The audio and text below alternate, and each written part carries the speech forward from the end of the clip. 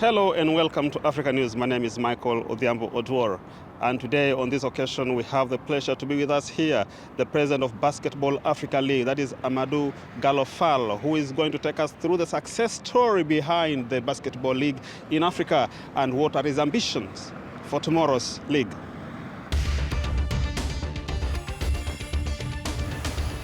So pleasure to see you here, and what really has been the success story of Basketball Africa League over the years? We've seen it moving from one state to the next, and we really want to know what is the reason and what is the success behind the league in Africa? Yeah, I think because it's something that's been thought about, and it's a culmination of many decades of work on the continent, partnerships between the NBA and FIBA, that ultimately culminated in the creation of the Basketball Africa League. But we've done many work together, focusing at grassroots level to raise the profile of basketball on the continent. So we've spent a lot of time and many years putting in programs that ultimately led to the creation of the Basketball Africa League. So the success we see in such a short period of time comes from the fact that we've done a lot of work leading up to that, and also counting on the NBA's expertise and experience in terms of operating and commercializing a professional basketball league, and the partnership with FIBA has allowed us to have this success. But we are only scratching the surface. There's still a lot more work to be done, and we have very big ambitions for this league.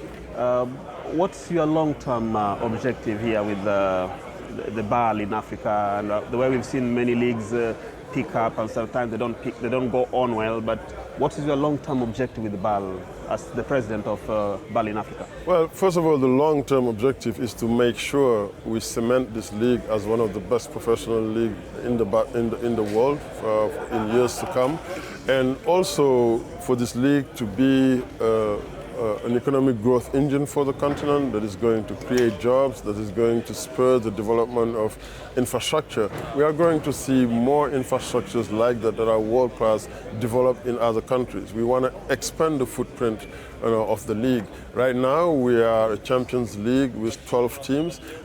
There is interest and for many more teams to be part of it. So we will in due time expand.